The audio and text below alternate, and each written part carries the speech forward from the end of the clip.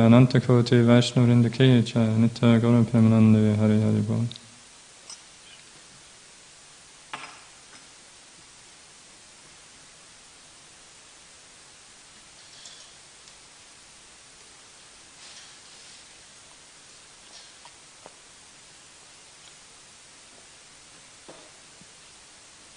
Om Namo Bhagavate Vasudevaya. Om Namo Bhagavate Vasudevaya. Om Namo Bhagavate Vasudevaya.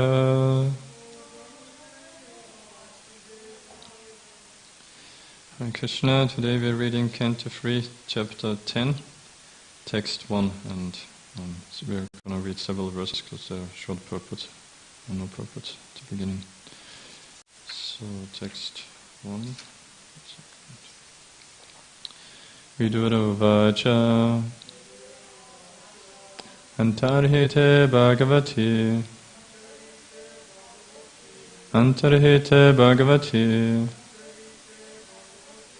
pramaloka pitamaha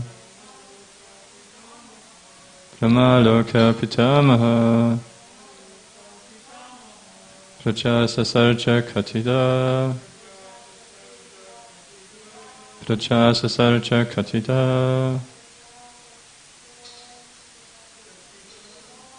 Taihi Kiramanasir Vibhu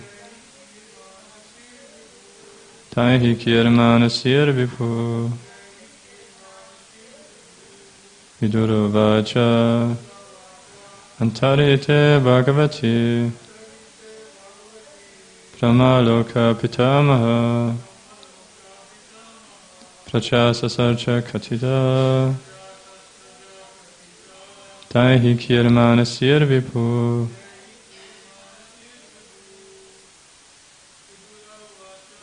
Vidura vacha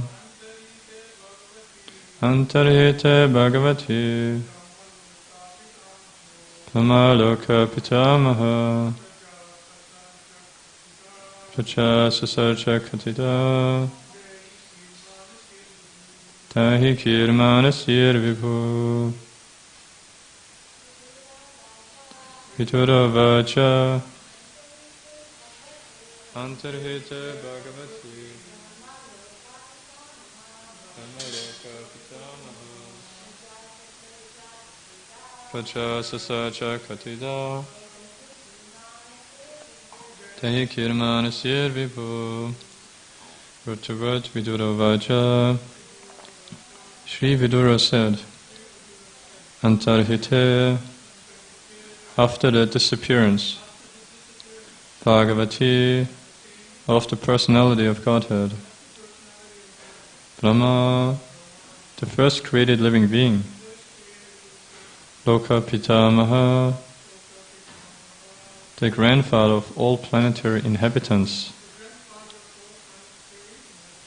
Pracha, generations, Sasarcha, created, Katita, how many, Daihiki, from his body, Manasi, from his mind, Vibhu, the great.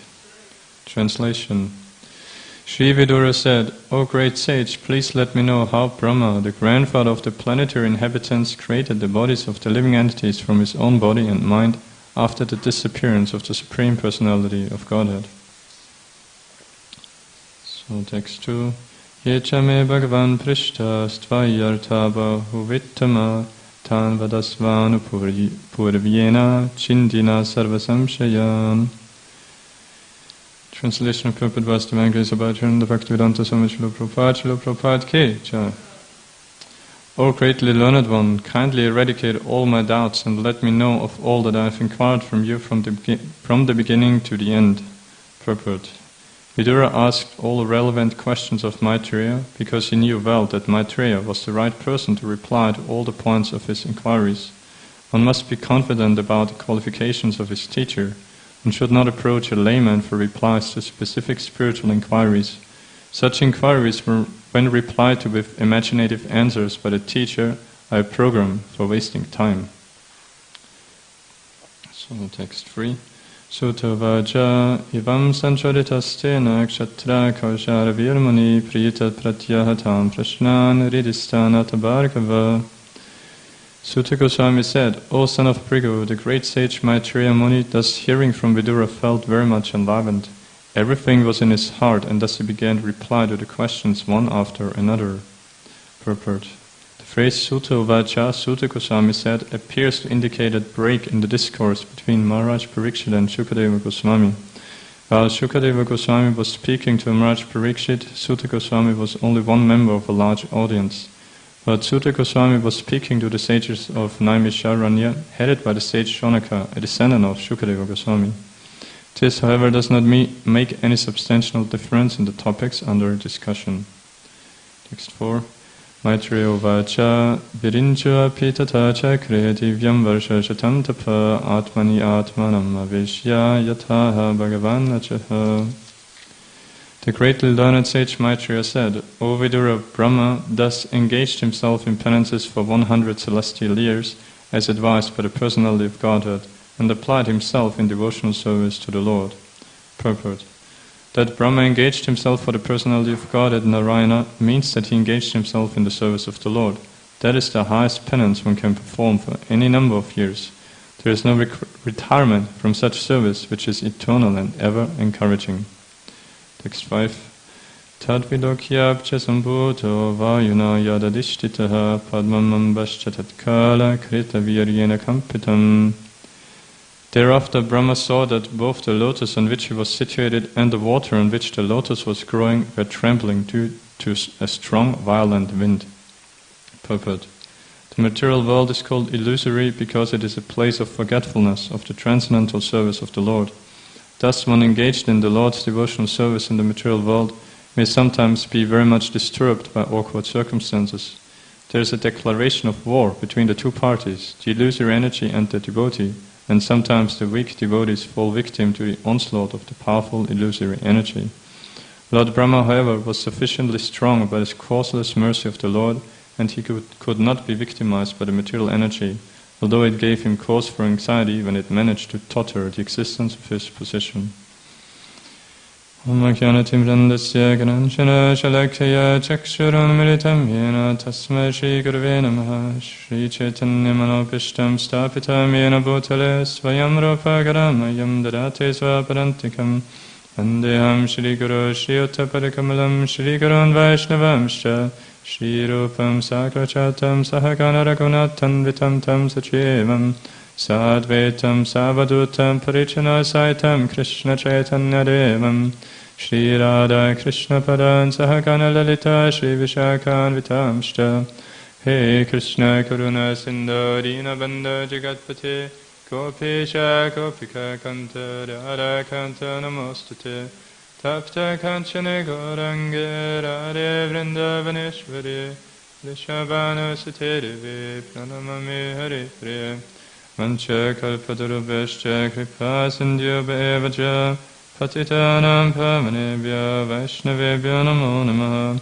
Jai Shri Krishna Chaitanya Prabhu Nityananda Shri Advaita Gadadhara Shivasari Gaura Bhakta Vrinda Hare Krishna Krishna Krishna Hare Hare Hare Rama Rama Rama Hare Hare. Hare Krishna, welcome to Srimad Bhagavatam class. So we're starting a new chapter finally today, after we heard in the previous chapter the prayers of Lord Brahma upon having had darshan of Garbhodakashaya Vishnu, after he had already performed 100 of his years of penances, as we discussed, and upon the instruction of the Lord through the waves hitting the lotus stem, and after he had originally tried in an empirical way by climbing down the lotus stem to find out his origin, to find out his purpose, but then only after following the instructions of the Lord and getting his mercy, then he got his full mercy, got his darshan, got darshan of the spiritual world, and got from his side then obviously offered beautiful prayers, which we discussed, and then in the last section of the previous chapter we heard how the Lord responded, his reciprocation of how much he ensured Lord Brahma, because we saw that Lord Brahma was, even though having directly gotten the mercy of the Lord, directly seeing the Lord and the Lord directly speaking to him, still he was actually very anxious of knowing that the devotional service which was designated for him was a very big task, challenging task, of namely, which we are now going to hear in more detail in this chapter, which is called chapter 10, we are reading now today onwards, Divisions of the Creation. Namely, to create, doing the secondary creation of manifesting under the empowerment and the order of the Lord, using the materials provided by the Lord. Like we know, Brahma is compared to like an engineer. He's obviously not the original creator. The original creator is Krishna through as Mahavishnu, then Garbhodakashaya Vishnu and Kshirodakashaya Vishnu. But Brahma, so in the secondary creation to create all the 14 planetary systems, all the living entities, like the material bodies for all the different 8.4 million species. And so, and we heard so that Brahma still he was anxious, and the Lord assured him and gave him simultaneously giving him beautiful instructions of and assuring him that don't worry, no matter what, you will never fall into the trap of my illusory energy, but you will always remember me and will always be fully empowered to do the devotional service assigned to you. And similarly, even today we hear then in text 5, the last one that I read, again that even still Lord Brahma is actually a bit anxious. But let's start with one more point I was thinking on this and contemplating on this pastime, that because in the first few verses we hear again in text 1 about the qualification. Prabhupada is pointing out that the qualification of the speaker again, that Vidura is asking all this to Maitreya Rishi because he's fully confident that Maitreya Rishi is actually qualified to give answers to those questions. So Prabhupada is saying here that one must be confident about the qualifications of his teacher. One should not approach a layman for replies to specific spiritual inquiries. Such inquiries, when replied to with imaginative answers by the teacher, are a program for wasting time. So, as usual, Prabhupada very direct and strong, out of his compassion for all the fallen souls like us, to really show to us how we, actually two things he's pointing out here. First, that we should not go waste our time, as he's saying here, by going to anyone who is not fully qualified to actually give answers, but one should be intelligent enough to only hear from bona fide sources, a topic which we discussed quite elaborately in the previous chapters, because we saw the whole parampara, the importance of it. Like when Maitreya Rishi started replying to Vidura, he even himself gave reference of how he had previously also, not just directly from Krishna as a bystander to Uddhava, that he, as we know, that he heard from the Lord directly, but also previously he explained how from his spiritual master Parashara Muni, how he had heard, and how that disciplic succession had come from Sankarsam to the four Kumars to Sankhya Muni to Parashara Muni. So where we elaborately heard about the importance of hearing from a bona fide source through parampara, and here as well. And we know Lord Brahma, he's the head of our parampara, and so I was thinking, like we hear in the Srila Vyasadeva in the very first verse of Srimad Bhagavatam, he's pointing out, I think it's the first verse, right? Or in the second, Tena Brahma Rita, right? That the Lord instructed Lord Brahma directly through the heart. And it's quite amazing actually, I think, because for us it's a big challenge actually to, we have somehow by Prabhupada's mercy, by the devotee's mercy, the Lord's mercy, we have the opportunity to hear from the bona fide sources, but then the quality of hearing is many times might not be so great. Like for us it's a big challenge to actually say, to take the instructions to heart that we hear, not just to hear in 1 year and in another year out, or at best to somehow remember mentally, but then not being able to actually apply it to ourselves.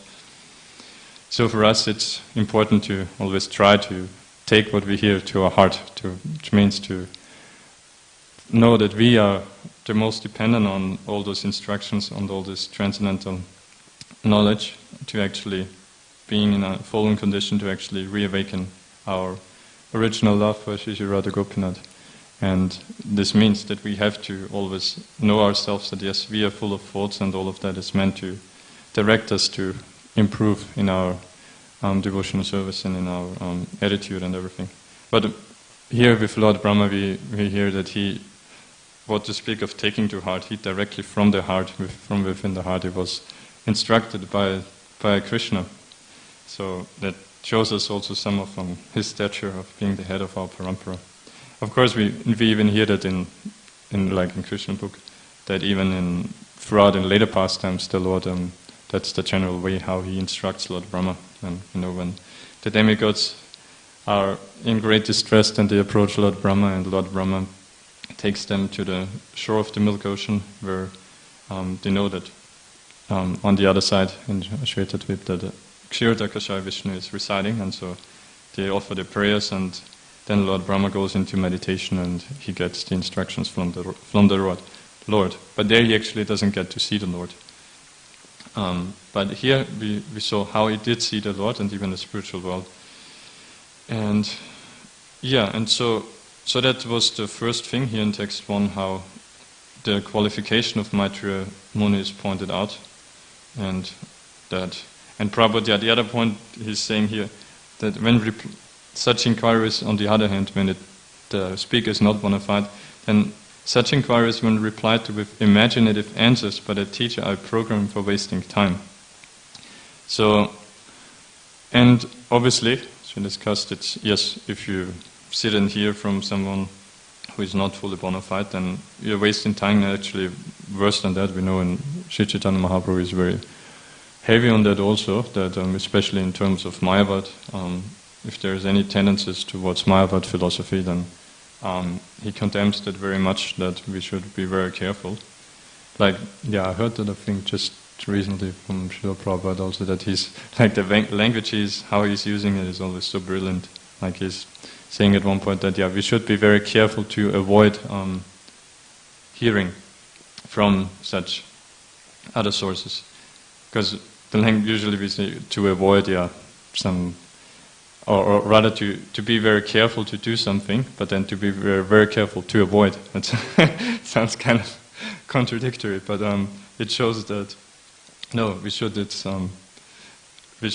be loose. We should be not just, I don't know, go on YouTube and listen to some random kirtan, or where we don't know whom it is from, or even what to speak of lectures, or other books. So yes, so that's the first important point here. But then the other one, Prabhupada is saying, our program for wasting time, like such imaginative answers, are thinking that also we can apply that to how important it is to always be certain of what, not only what we hear, but also what we do, like in our devotional service, that we, because if as soon as there's little uncertainty, then like majority of our energy just goes into wasted mentally, that our mind just goes, oh, this or that, if we don't really know what to do. So it shows that it is very important to know for certain what we want to do, what we need to do, and how to do it. So again, comes to that point that how are we so certain? Because by ourselves we are not qualified to have this certainty, because our minds are just too impure, and we are not, which means we are not in direct touch with Gopinath to get instructions from within the heart, or face to face from the Lord. So that again shows we are dependent very much on the instructions of our spiritual authorities, of our spiritual master. And so it's a great mercy for them to give us very clear instructions and how we should do our devotional service, what we should do. And that enables us then to actually really apply ourselves to it properly. and put our full focus and energy into our devotional service. And so that was in text 1. Actually in text 2. Text 1 there was no purport.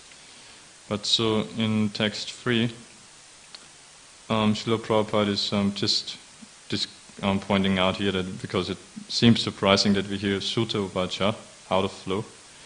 But yeah, again it just shows us,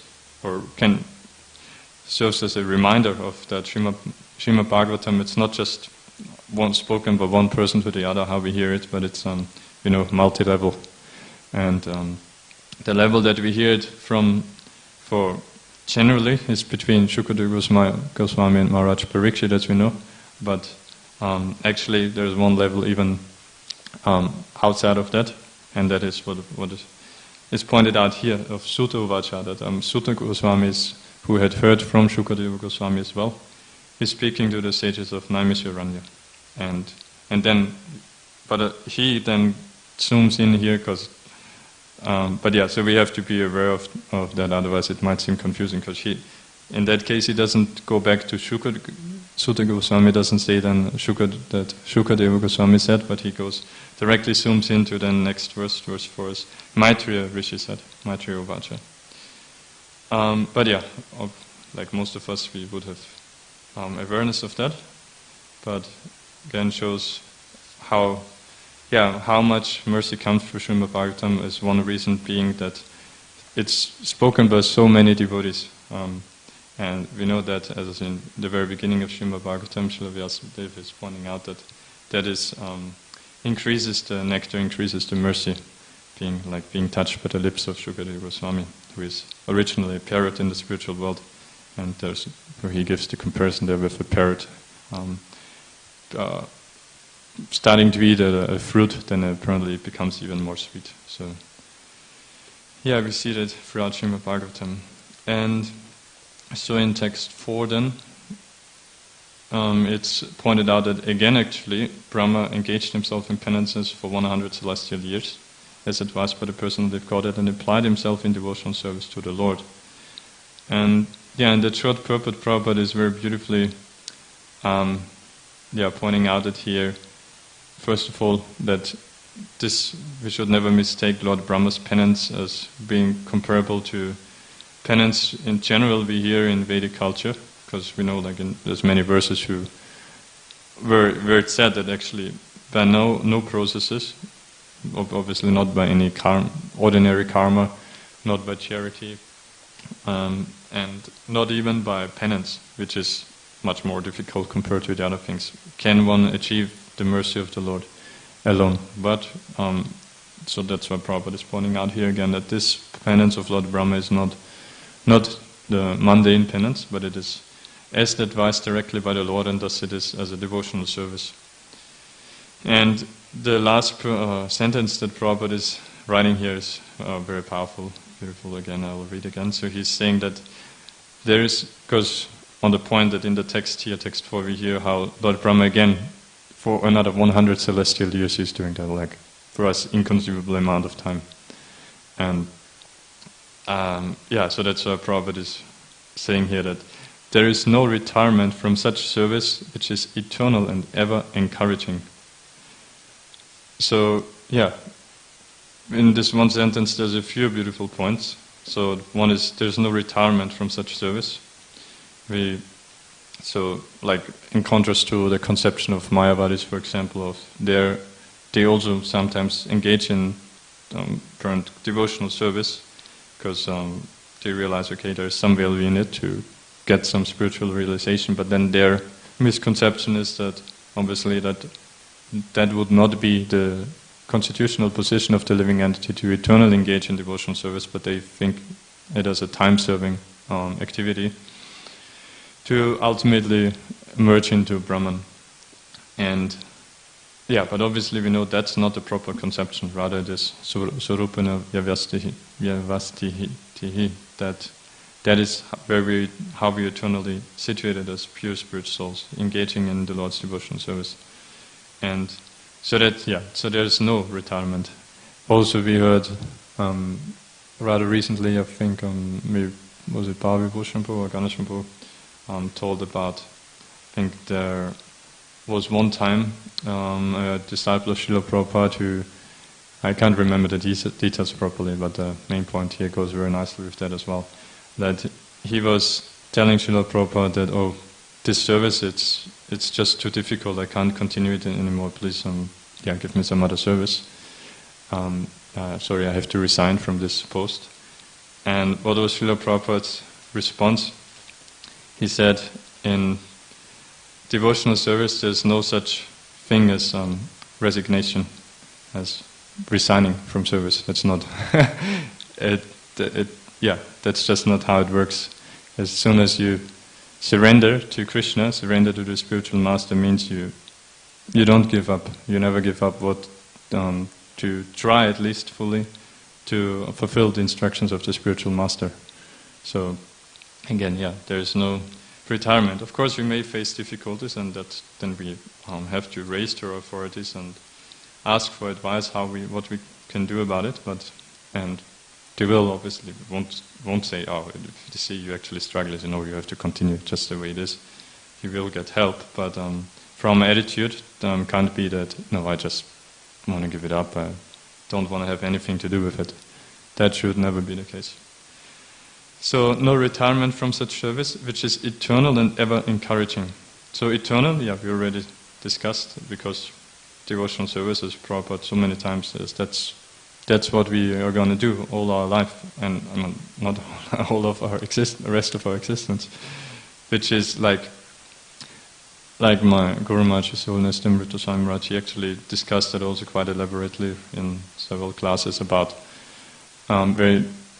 described from Srimad Bhagavatamrita, how about the travel of Gopakumara to the spiritual realms and also into the spiritual world, the different geographical locations. But the main point he always made is that it's not so much about this geography of where we are, even which we see even there, like in discussion between Narad Muni and Uddhava, I believe, Narad Muni and Gopakumar, but at the house of Uddhava in Dwarka, in the spiritual world. It's not so much about the location, that even up there, Narad Muni, he admits that he sometimes gets confused. Am I actually in the spiritual world, or am I in the Dwarka here on the earthly planet? Because it's actually all about consciousness. It's all about fully being engaged in devotional service. It's not, the location is secondary. And Guru Maharaj was saying that, actually, rather we can see that the geography adapts or follows the consciousness. Also, also very recently now, when he spoke on was it verse 3 or 4 on Damodarashtakam, and where he, in connection to that, discussed Govardhan Puja, especially in regard to Indra, which we're going to come to later. Guru Maharaj was saying that the devotee who is saying the prayer is actually doing it in a mood. I think he was quoting Srila Sanatana Goswami, explaining that he's like in that verse where he's saying that I don't want any benediction. Like in the verse we know he's not even mentioning worldly benedictions. He's just rejecting impersonal liberation, and even any other kind of liberation, any other kind of benedictions that would that one would become entitled to by engaging in the 9 process of devotional service.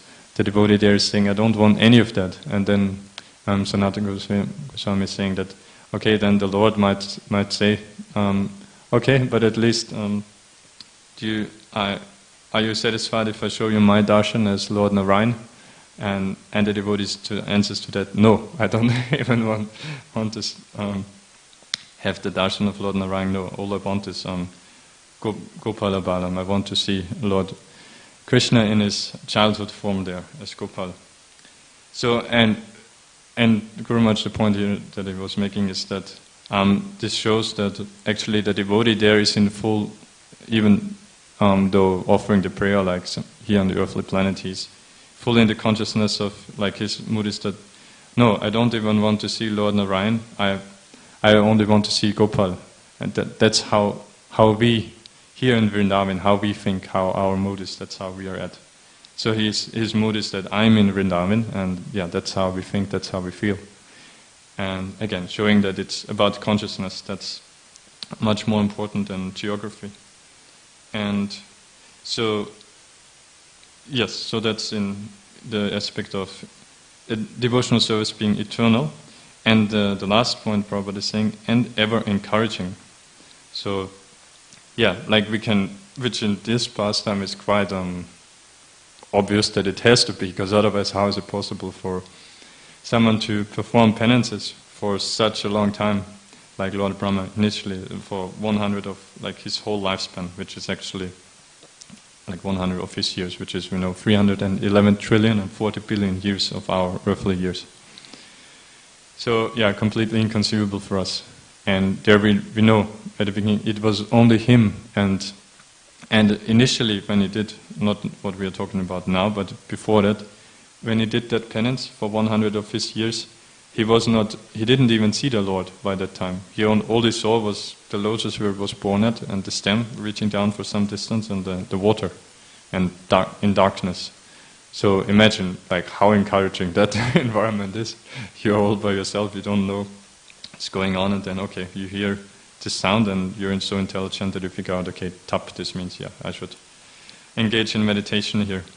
So, and doing that for such an inconceivable long time. So that shows that, yes, in our devotional, but again, he did it as devotional service for the Lord, and therefore devotional service is ever encouraging, because the Lord, it's not a mechanical process, just such as in Ashtanga Yoga, where we see that, yes, you use all your might in trying to control your senses by, like, first so preliminary processes in yama niyama, following all the regulative principles, and then in asana, sitting, taking proper postures, conducive for that. Then in pranayama, where you use your breathing mechanically in a way that your mind gets controlled more and more, and then from that onwards, being able then to pratyahara, to completely stop any engaging with this external sense objects. Then in dharana, right, I think that's the next one, where you then start to fix your mind, meditating on the Lord as the super soul, and then dhyana and samadhi, and going deeper and deeper in this meditation. But this is all mechanical, and therefore very, very, very difficult. Whereas devotional service is not like that. Devotional services, we are directly under the care of Sri Sri Radha Gopinath, not only of the Lord as the super soul, as Kshirta Kashaya Vishnu in our heart, but then Krishna personally takes over, and he is always eagerly seeing how we try to engage for his pleasure in devotional service, and so he's always helping us and ever encouraging, as we hear here. Because where does it come from? It doesn't come from the blue, it's directly the Lord himself, the Lord's mercy. And yesterday I was just reading 12th chapter in Bhagavad Gita, which is a very beautiful, quite short chapter, but beautiful because it's directly about devotional service, where we, again, actually, at the beginning, Arjuna is clarifying his position, and for our benefit, of course, of who is supreme, the one who is worshipping the Lord in his impersonal feature, or the devotees who worship him in his personal feature, and the Lord, of course, is explaining how devotional service is superior, and that how difficult it is, the impersonal part, because again, that's just on your determination and on many factors of how if you are able to completely restrain for yourself from sense gratification and to meditate on the impersonal feature of the Lord, which is very, very difficult. Whereas, of course, Bhakti Yoga is way superior. And then at the second half of the chapter, Krishna is telling the different some of the different qualities that a devotee has, which make him very dear to the Lord. And so in all the verses he is ending as all the different qualities, like santushta, yena kenachit, with whatever comes, the devotee is satisfied, and so many other things. And he's always ending the verse with that such a devotee is very dear to me. But then the last verse, I think it was 20, he's, oh no, yeah, I'm not sure. Anyway, in the last verse, he's then concluded that one who is engaging in devotional service with great faith, with Shraddha Dana Matpadama, and Matpadama means making me as his supreme goal, or Prabhupada in the word to word is saying, as knowing me, the Lord, as our everything.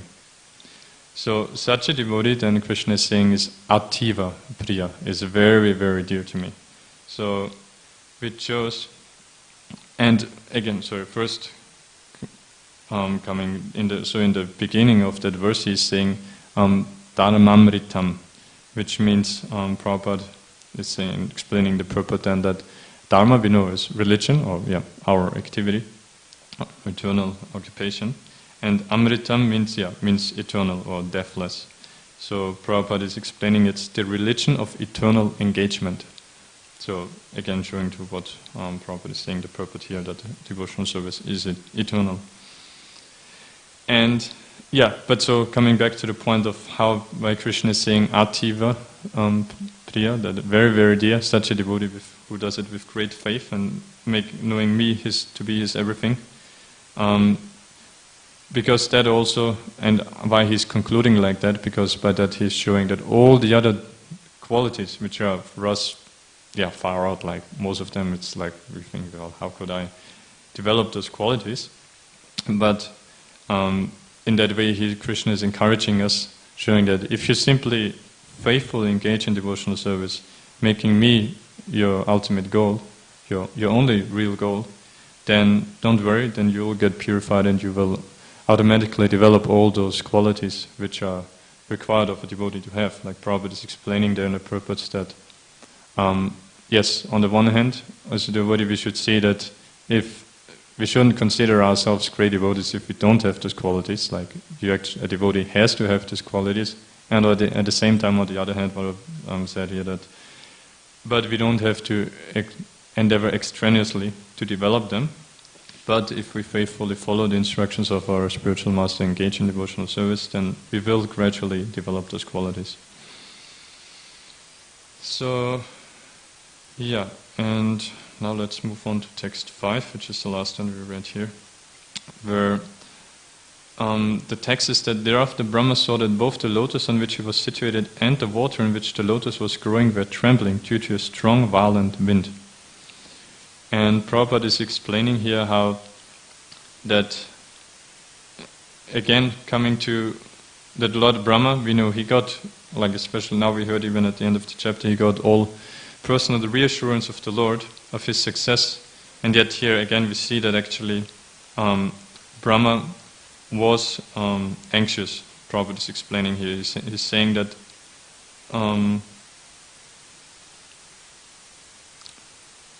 Lord Brahma, however, was sufficiently strong by the causeless mercy of the Lord, and he could not be victimized by the material energy, although it gave him cause for anxiety when it managed to totter the existence of his position. Because you see Lord Brahma, that he was sitting on the top of the lotus, and due to the violent wind, the whole lotus was shaking. Like imagine, and the size of the lotus is that very lotus is all the 14 planetary systems even now are situated on that actually.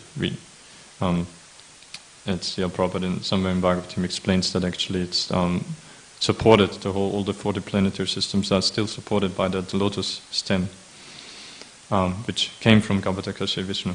So imagine how intimidating it would be if that is shaking here on the top and you can't see the bottom, because it's like billions of miles. And so again, even though Lord Brahma got the personal reassurance, we hear that he did get anxious, and that's due to the power of the Lord's material energy, as Prabhupada is saying here, that even for devotees, it can be intimidating. Like he is saying here that there's a declaration of war between the two parties, the illusory energy and the devotee, and sometimes the weak devotee fall victim to the onslaught of the powerful illusory energy. But Lord Brahma here is saying, of course, he's not a weak devotee. He's a strong, pure devotee. So, but still he does get anxious, but not fall victim to it. And that's like, so even in our lives, we again and again Maya will test us, obviously, and but we should never fall victim to it, but taking shelter of the spiritual master and of Krishna. Yes, the illusory energy is so powerful. I have no strength to conquer it, but by the mercy of the Lord and the devotees, somehow I may be saved. And actually, and at times like when we get attacked, then we can actually even sometimes use it as an impetus to engage more sincerely in our devotional service. Like Guru Maharaj, I heard him a long time ago giving the example of like when you walk on the street and then walking towards home, and then a street dog might come and bark at you and even threaten to run to you to your legs and bite you. Then what do? Then you walk even much faster. So similarly, Maya might come to attack us like that many times, and so what should we do? Then we should take that as a reminder of how helplessly dependent I am on the mercy of the Lord to engage more sincerely. Like from my experience, many times it's in Japa we see that our mind is wandering so much, and mostly it's like on so-called like apparently devotional things, like on terms of related to our service, of what we have to do, of what we have to discuss with devotees or things like that. And so we somehow, many times, a lot of time gets wasted in chanting in an inattentive way like that. But then, if some Maya hits us with some thought which really disturbs us, then only many times we get shaken up. Oh, my God, what is this? I have Krishna Gopinath. Please help me. I want to simply serve you. I want to chant your name, and then we very anxiously chant and refocus, put all our energy. So in that way, yes, it can help us also if we use it properly. The onslaughts of the material energy. And yeah, okay. I wanted to actually talk about how we see here Lord Brahma, that not being a weak devotee, that he does not fall prey to the illusory energy. And whereas, because we had Govardhan Puja recently now, and I heard Guru Maharaj speaking on, especially like I said, on the amazing fact of how Lord Indra, being also a devotee, but how he got bewildered by the illusory energy, bewildered by his false prestige, his pride, so much so that we know the pastime that he even tried to destroy Brajbhumi, Vrindavan, on our earthly planet. And whereas Lord Brahma, we know even he later also gets bewildered but not by Mahamaya, but by Yoga Maya, as Prabhupada is explaining, because he is a pure devotee, so for him it was simply as the Lord's pastime to teach us, and for his pleasure he bewildered Lord Brahma, where he stole apparently the covered boys and calves of the Lord. But with Indra it was a different case, because he is a mixed devotee who does devotional service with material aspirations, and so he tends to get proud, as we see in that pastime. And like one point that I found amazing there is how Guru Maharaj was explaining how Lord Indra, we know like how the pastime goes, that he, after realizing his mistake, finally, after showering torrents of rain and all of that for 7 days on Govardhan, with even using the Samvatika clouds, which are meant for devastation. So know that, and he finally realized his mistake, then obviously became fearful. Oh my God, what did I do? And he goes to Lord Brahma, but Lord Brahma, so like Guru Maharaj was saying that, he is thinking, well, I myself, I just rather recently also also committed an offense to the Lord, not as big as yours, but so I'm not fully confident in simply telling you what to do by yourself to pacify the Lord. Rather, he's telling him, go and approach Surabhi, the ancestor of all the cows, Because even it's explained by the acharyas that even in the material universe there is a Goloka, the planet of the cows, but that where all the higher beings there, the demigods, that's where they keep their cows. But anyway, so Ravi from Goloka within the material universe, she advises Indra like how to then approach the Lord and how to fall down at his feet and all of that. And so she comes along with him because Lord Brahma says, "Take her," then that will much more easily pacify the Lord, because we know how dear the cows are to him, to Govinda, to Gopal. So as they go then to the base of Govardhan Hill, that Surabhi stays behind Indra, thinking, okay, well, I don't know how that will work out. Her mentality is, well, I want to make Krishna as our actual Indra. This Indra here, we see what things he tends to do. So I want to do an abhishek for him. I want him to be our Indra. So she stays behind Indra, and then Indra, with his famously effulgent crown, falls down at Krishna's lotus feet. And it's explained, of course, that in comparison to Krishna's effulgence, it's just like a glowworm, the glow from his crown.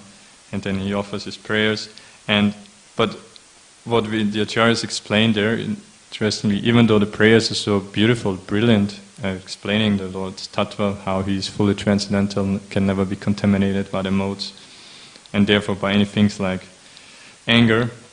But they explain that Indra, we can see from the prayers also how he did give them in a not completely pure state of mind, or like with a pure heart of pure devotion, but he still, even after that pastime, he had kept some false ego, had kept material desires, and therefore his consciousness was not so much of, let me offer prayer simply for the pleasure of the Lord, but his consciousness was, let me offer prayer somehow or other to induce the Lord not to punish me.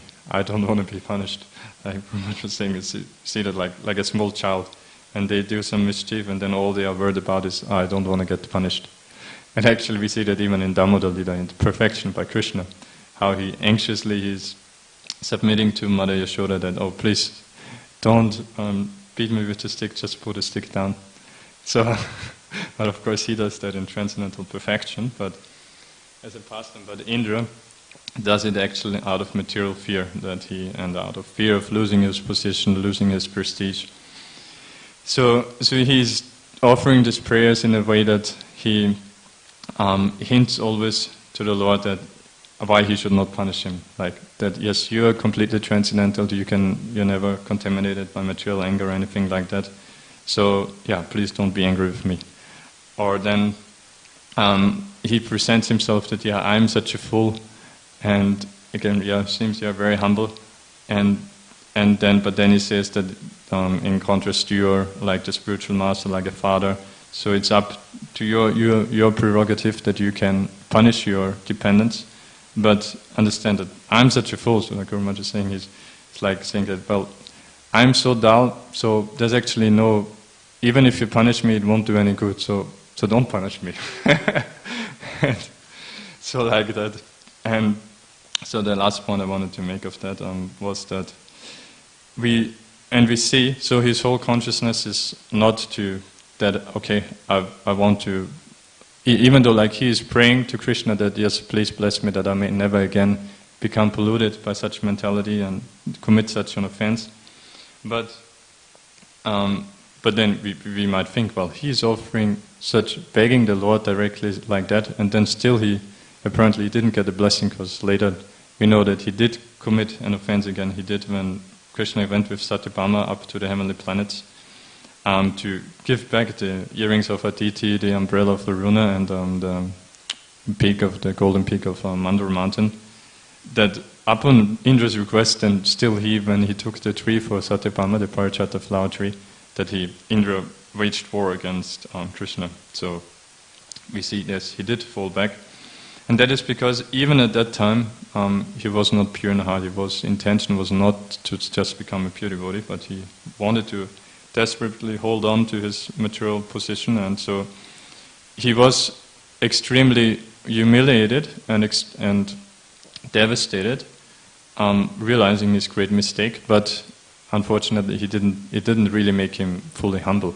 Rather, because it didn't make him that, okay, I want to change, I want to become pure devotee, but rather it made him simply ashamed. And Krishna, always perfectly reciprocating with his devotees, he understood that, and that's why in the first place he arranged that Krishna Indra would get to meet him in a solitary place. That first of all, the other demigods, no one followed Indra, and Indra arranged that, and Krishna arranged that no one was there from his associates, none of the Gopas, including Balaram, was there. So that because Guru Maharaj explained that, because Krishna understood that Indra now he's feeling so ashamed that he's about to give up his post, about to give up as king of heaven, and in that way give up his devotional service, because it's also devotional service he's doing, just not completely pure. So Krishna didn't want that, and so that's why he arranged for him to be able to meet him in a solitary place, so that he would not get publicly humiliated, but so that he could keep his prestige somehow still. And then here also we see that Indra he was not fully humble, but he was simply so ashamed, and so that's why his false ego got hurt, but it didn't get completely destroyed. It didn't get actually removed, and so that's why he later falls back to it again. And so Krishna, that's why he hears his prayers, but he knows that, of course, the intentions of Indra, and so he kind of takes it. Yeah, I know you're saying that, but it's just lip service, so I can't take it so seriously. It's yayatamam prapatyante tam satava vachamyaham. Krishna reciprocates as we approach him, even though externally we might say, okay, please bless me never to fall into this illusion again. But if you don't really mean it, as Indra did, then we will fall back in illusion.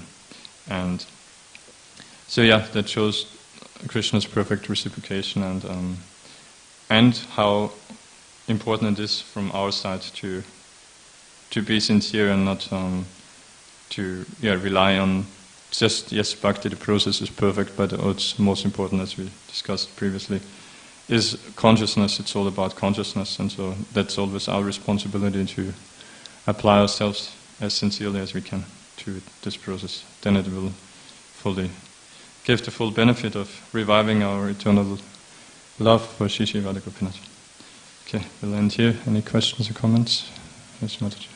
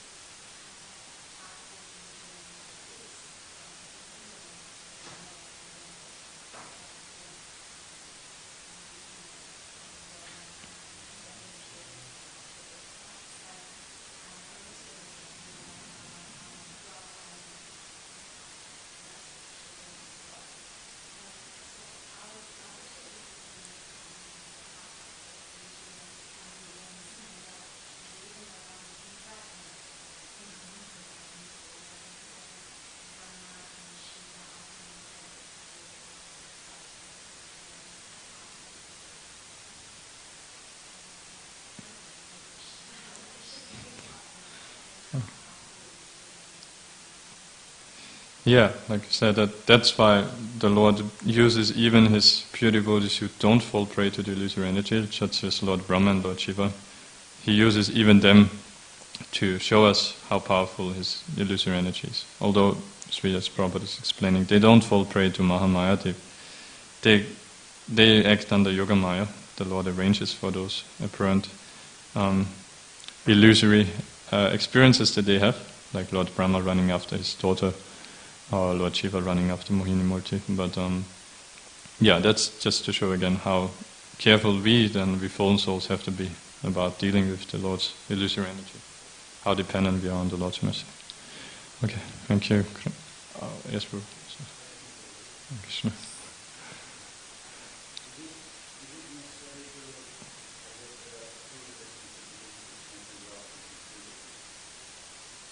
Sorry, to understand the specific relationship, you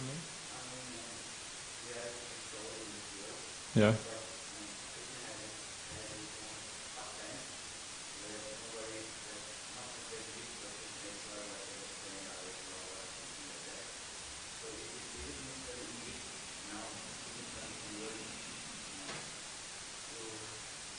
To understand Krishna to be the Supreme Lord? Yeah. Yeah.